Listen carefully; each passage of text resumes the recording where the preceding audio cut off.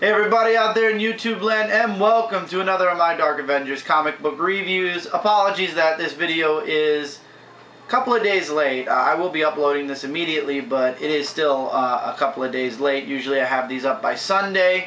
My comics did not come until today, and today is Monday of the following week. And of course, with everything being so close, my 100th episode literally being a few episodes away, I'm hoping this doesn't happen. I'm hoping it doesn't happen this week for my 99th episode. We're 98, by the way, 2 left. Amber drew this number 2 for me. I thought that was very nice of her, so no funny number this week. Just Amber's drawing of number 2. Yes. So anyway, yes, we're in episode 98. 2 more to go. I'm hoping that this week's comic books, because this week's stack is a bit big, bit larger than last week's, or the ones we're doing in this episode. I'm hoping they come by Saturday, so this way I'll be able to do my review on the weekend. If not, 99 will be once again a day late as far as uploading. But don't worry, the 100th episode will be done on Saturday. I'm purposely making sure to pay the extra money if I have to make sure that those comics are here by Saturday, so that I'll be able to review them on Saturday, and it won't ruin the whole celebratory weekend and push everything down a week. Praying the holiday, Rosh Hashanah doesn't do that, but I believe the mail still moves and everything during Rosh Hashanah. Yeah, it does. Just a few places are closed. So news-wise, everything's Spider-Man actually this this episode. The guy that played Uncle Ben in the first Spider-Man movie passed away. So that's pretty sad. It's also pretty sad I don't know his name. Michael told me this a few minutes ago, that's why. Or else I would have done the research. 2 teasers have been released from post-Spider Island. One being a person's mouth saying, "I'm Spider-Man." The reason I'm not saying Peter Parker is it might not be Peter Parker, because the other spoiler picture image was of the Scarlet Spider-Man vest on fire, which I found pretty interesting. So they're teasing possibly Scarlet Spider-Man, or possibly, I don't know, maybe if I hear Ben Reilly though, I don't know, I'm just, the whole clone thing, you know, then it goes back into the circle of, you know, Ben Reilly, who's the real Peter Parker, and oh boy, okay. But that's the news as far as Marvel's concerned. DC is still releasing their number 1s. There are rumors or comics that are going to be coming out, adding on to the 52 starting January. Nothing solid yet. Batman Arkham City is getting a huge promo right now because everything Batman Arkham City is coming out really soon. Also next month, the DC straight to DVD animated movie Batman Year 1 is coming out. Also on there was announced that the next movie is going to be Justice League Doom, so I'm looking forward to that even more. Let's get into the comic books this week. Well, last week, this episode's week, which was September 14th, 2011. Sorry, I had to look at the calendar to make triple sure. Once again, you guys know my cameraman Mike. Hello. And because this video is being shot during the week, I don't have my panel. Amber's still at work, and Joe is at home. So, okay, let's get into comics. First off, this week I got a signed comic, one of the number 1s from DC. Swamp Thing number 1, signed by Scott Snyder. I got that from Midtown Comics. It's got a certificate of authenticity here. By the way, guys, during this review, Mike was going back to the zoom in function because he said I'm the only one here, so you know you might as well zoom in on the comics. So I guess when I do comic reviews on my own, or when I don't have to worry about going to a lot of people will have the zoom in go on. Sometimes it will, sometimes it won't. It really depends on the situation. Also, when there's stuff I want to show in the comic, there'll be the zoom in function at least again. So that's one plus to the whole cameraman instead of tripod. Alright, the only independent book this week from Boom Studios, Starborn number 10. Only 2 more to go before the grand finale of Starborn. Benjamin decides he's not going to run anymore. They want to run, they want to leave the planet and evacuate because the aliens are just, their plan is to wipe out the entire planet. And Benjamin says, I'm still a human, I'm not running anymore, I'm going to stand, I'm going to fight. And you're going to help me. And Kirk Allen says, I'll go talk to them and explain to them what's going on, that you're trying to gain honor and stuff. And Benjamin taps into the gauntlet in a way that not even his father was able to do by doing something like this. super power wave, and he does it more than once in the book. So basically, he's got the almighty power of the gauntlet, and it's basically to be continued. And also, Soldier Zero and Traveler make a appearance on a 2-page splash, page each. This is all going to reach ahead in probably the 11th issues of all the comics. Soldier Zero is concluding, I believe, next week with issue 12. So the last Soldier Zero is coming out, soon to be followed by the Traveler, because the Traveler was, I believe, at 11. So the Traveler will be next at 12. And Starborn has 2 issues to go, so I'm guessing it's all going to come to a head and finish at Starborn. So for those of you who haven't been picking it up, I would now recommend, especially since we're already on the 10th, next week's the 12th for Soldier Zero, and possibly the 11th or 12th for the Traveler. I would just recommend waiting for the trade paperback. Either they'll do an omnibus where they'll put all 3 series in one huge ass book, or just get the 3 trade paperbacks from each of the 3 books when they come out. But it was really good. I feel bad that they're ending it at 12. I feel like there was enough story for this to have lasted up to about issue 100. Jumping into the big 2. Ultimate Spider-Man, Ultimate Comic Spider-Man #1. Yeah. Enough said. Moving away from the Ultimate Universe, because I am completely avoiding the Ultimate Universe, except for possibly X-Men, but I have a feeling what I just did to Spider-Man is exactly what I'm going to be doing to, what do you call it, Ultimate X-Men. And no, it has nothing to do with it. Just the whole story in general is just retarded. How he gets his powers, and he can turn invisible, and it has nothing to do with the fact that Peter Parker is not Spider-Man anymore. It's just the whole fact of this entire story is retarded. And of course, one of my favorite writers is right on the top, Bendis. Brian Michael fucking Bendis, who gave us so much shit that it would stuff up at least 20 Manhattan City blocks worth of toilet bowls. That's how much shit Bendis has produced throughout the years. He did one good thing. I mean, he did a great run of the Ultimate Universe all the way up until Ultimatum, and then he just produced shit. I'm sorry. Him and Grant Morrison should get... I'm going to strike that and keep going. Spider Island, the Avengers one-shot. I got this. It came out a week ago. I saw a few people reviewing it and it interested me. It's kind of funny. It's a nice little side story with the people on the cover. Frogman was hilarious. He was absolute comic relief of the entire book. It's just a nice little side story that you could just read and laugh at, because that's exactly what I was doing. I was reading this and I was cracking up the whole way. Artwork was really good in this book. Also was good in Starborn, and the artwork was pretty good for Ultimate Comic Spider-Man 2. It was just hilarious how Frogman's just a funny dude. It's too bad. I'm sure he was in other books, but none of the books I've ever read, so yeah. I thought it was funny how Squirrel Girl got spiderwebbed by Luke Cage's baby, and they're like, "Oh, I guess she left." No, she didn't. That was funny. This was a funny book. I liked it.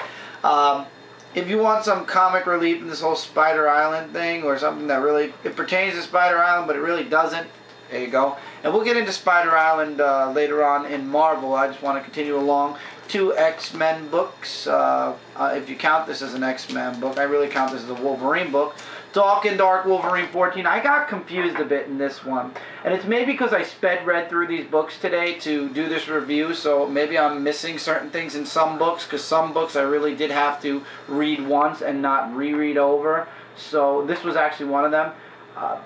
As far as I saw, there were 2 Dawkins, but I think one of them is a fake, and that fake is the Claws criminal, and the other one had a heart attack in this book. He has a heart attack. He's fighting Moon Knight. Wow, and Moon Knight's trying to stop him, and he has a heart attack, Dawkins, and he runs into the alleyway where he sees the FBI agent, and she shoots him dead in the head, and he's out. But here's what I don't get. He's out there, but then who's this over here that looks just like Daken?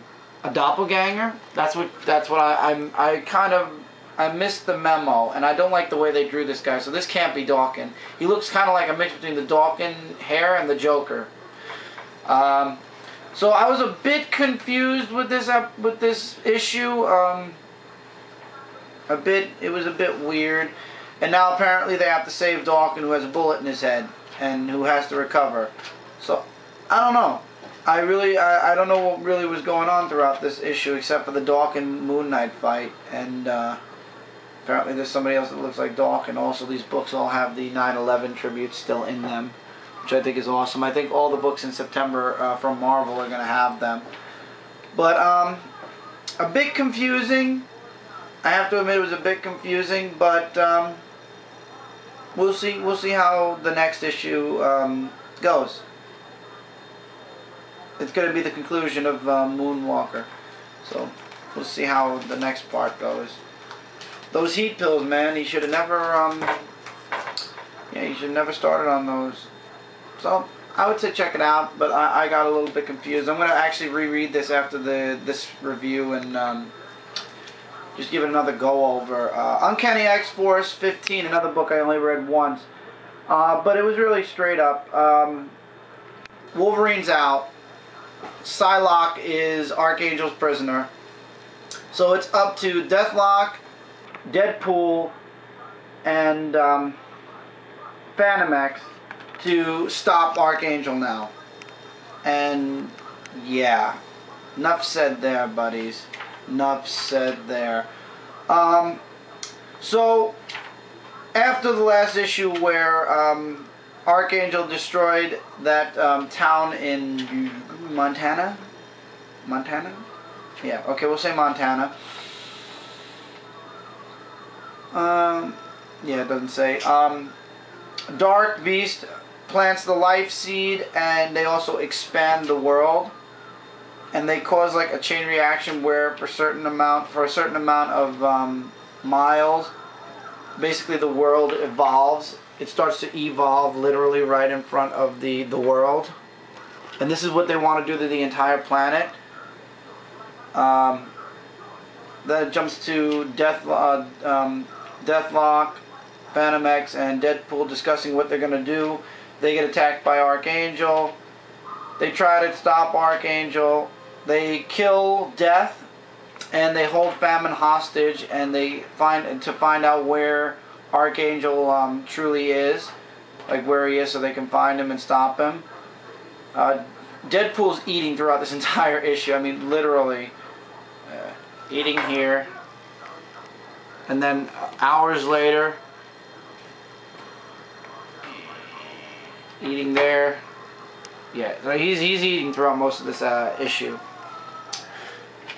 So they find out where he is, and the Death Seed, which makes its first appearance, is given to Archangel, and Archangel basically has to use this to he has to give this to the person he chooses to be his guardian and successor. So if he dies, this person will become his successor. Also, while he's alive, this person will be his guardian, just like Archangel was to the Apocalypse before him. And of course, we all know who his candidate is: Psylocke. To be continued. I miss Wolverine. I hope he's back in the next issue. I really do, because I miss Wolverine. Wade and Phantom X and Psylocke really can't do this on their own, and unless Psylocke breaks her little bond with Archangel, there's no way they're gonna be able to stop him. I think she's gonna end up making the choice to either kill him or bring him to the brink of death and then somehow save him, because I know Archangel is coming back after this in X-Force. So they're going to save him somehow, or they're going to do something. But I'll tell you the truth, I agree with what Phantom X says. There's a lot of blood on Archangel's hands now, because he destroyed an entire town. So there's a lot of innocent people that are now on Archangel's conscience for the rest of his life. So this is going to have ramifications on Angel regardless. New Avengers number 16. A Daredevil focus. Basically, it's all about what Daredevil was doing during the Fear itself. And it turns out that Daredevil ended up going to the Avengers mansion and ended up saving Luke Cage's baby and Squirrel Girl. That's basically all I can give you. I mean, he really was just tearing into the people, to the Nazi robots in Manhattan, and then he saw Avengers Tower fall. And of course, they're still doing the sitting and talking. I skipped through most of the sit talking because, like I said, a lot of comics this week. Had to read all the #1s from DC to give an in-depth review, so Marvel kind of suffered as far as books this week, except Fear itself. I read the entire in its entirety. So Daredevil shows up in an epic. He makes an epic entrance to the Avengers mansion, 3 panels, and yeah, he saves Squirrel Girl and the baby. And in the very end, Luke Cage shows up and offers him a card to the Avengers. So apparently now Daredevil's part of the New Avengers. And next is New Avengers 16.1, which there is an advertisement for it, which I am going to be showing you now. Which is going to have Norman Osborn coming back, and the Dark Avengers, I believe, are in issue 17. They start in issue 17. 16.1, I have no idea when it's coming out, though. Oh, probably this month. Either that or the beginning of next month with 17. They never usually release a .1 without a number after it. So, I like the New Avengers. I like their the artwork in this. I really like a lot. And I like the way the stories are going, even though we're now in Fear Itself, and this is the last Fear Itself tie-in. I'm glad to be getting back to some mainstream, just New Avenger stories without it reaching out to every other, what do you call it, other event. Of course, though, it does have Bendis' name on it. So, I don't know. Hey, look. If Bendis could release one good thing, if Bendis could release some good things, I'd rather they be the books I read and not the books I avoid. And so far, New Avengers is holding its own, so maybe it's not just Bendis doing the work, that's why. Fear Itself, Book 6, the Pendulum issue is here. Captain America basically takes Thor to Asgard, and he really hauls into Odin, and Odin sends them all away except for Thor, and has a, finally, you know, in the first issue, you see that the animosity between Odin and Thor. In this issue, it turns, it changes into more of a father-son thing. He tries to talk his son out of it, and now that Thor is like calmer and he's not like looking to start a fight with Odin, it's more of a civil discussion they have, where you find out that the Serpent King is Odin's brother, and possibly he was the true High Father until Odin banished him because he was a dark SOB. Odin then gives Thor his what do you call it? His old uniform, or his old I'll call it a uniform, old armor, so to speak, to face the Serpent King, and also he gives him the Odin sword, which I think this is its not a debut, but it's like finally, instead of a hammer, it's a sword. Also, before I continue, there's a touching 2-page story with Spider-Man where he meets up with Aunt May, and once again, Aunt May does not know that Spider-Man is Peter Parker anymore, and she actually tells him it's your responsibility to keep everyone in the world safe. So Spider-Man agrees and he goes off.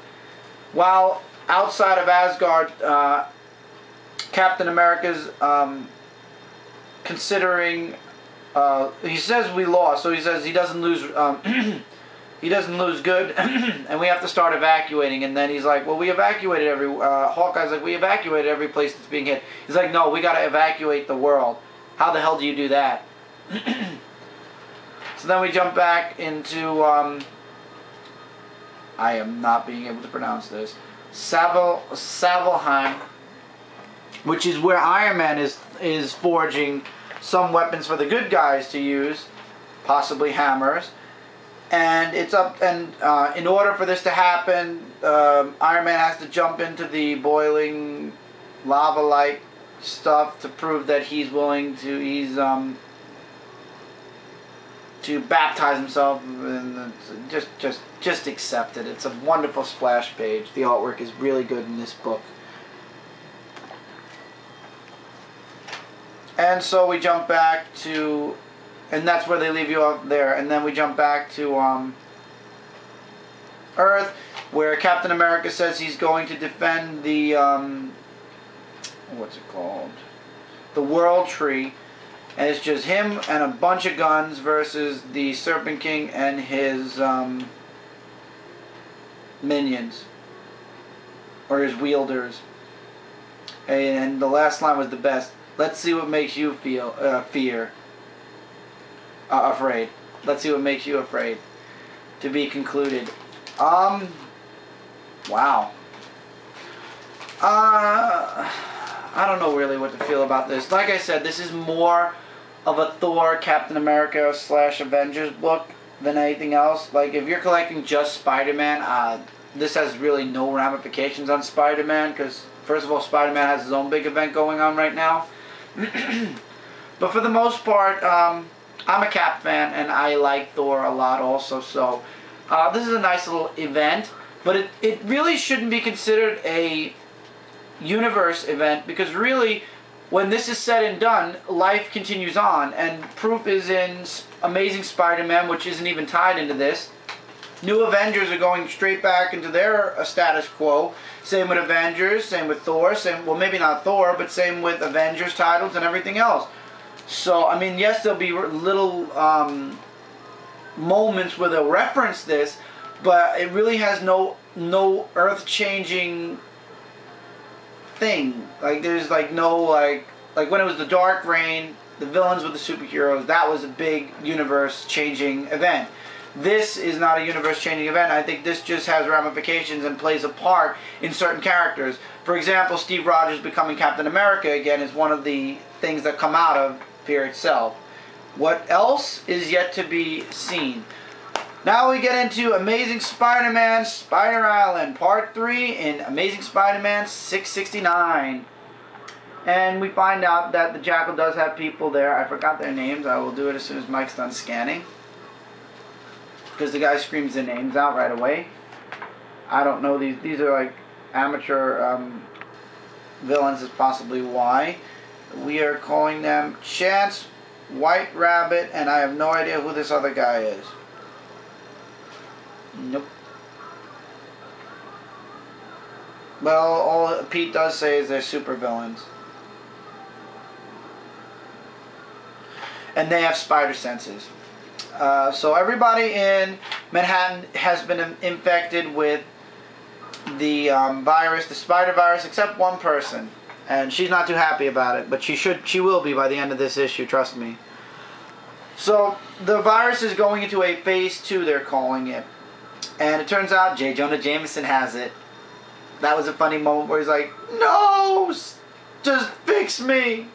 I love that moment. That was the best moment where he's like, "I don't want to be a wall-crawling freak." So Anti-Venom is trying to cure as many people as he can, and Madam Web is basically, she's getting overwhelmed because the web of what's it called? I'll just call it the web. It was not meant to stretch out as much as it has. Yeah, they're accessing the web of life, the web of the spider life, and it's killing Madam Web, and she's like, "Where's Spider-Man?" And it turns out that Pete does a quick change, and Carly and Spider-Man have a little bit of a talk, and it turns out something's going on somewhere else, and the world is not ready for this. But Six-Armed Shocker, yes, he's been infected by the spider virus as well, has just robbed the bank of a bunch of money, and he's like, "You don't understand, I need this loot," and nobody's willing to believe him until he actually reveals that the, what was he called, the Thinker is willing to, the Mad Thinker is willing to fix the mess because this is what's happening to him. He's actually reached phase 2, I believe. And, yeah, Carly also just reaches phase 2 at the end of this issue. And we find out who the person is behind all this. Are you ready, people? This is a major spoiler. I'm calling her this only because it is a educational guess. Queen Spider is behind this. Because she calls herself the Queen. And she knows about the web, the web of life. The web thingy. So she considers herself the queen. So I'm calling her Queen Spider. So the second phase basically is turning people into freaky mutant spider things.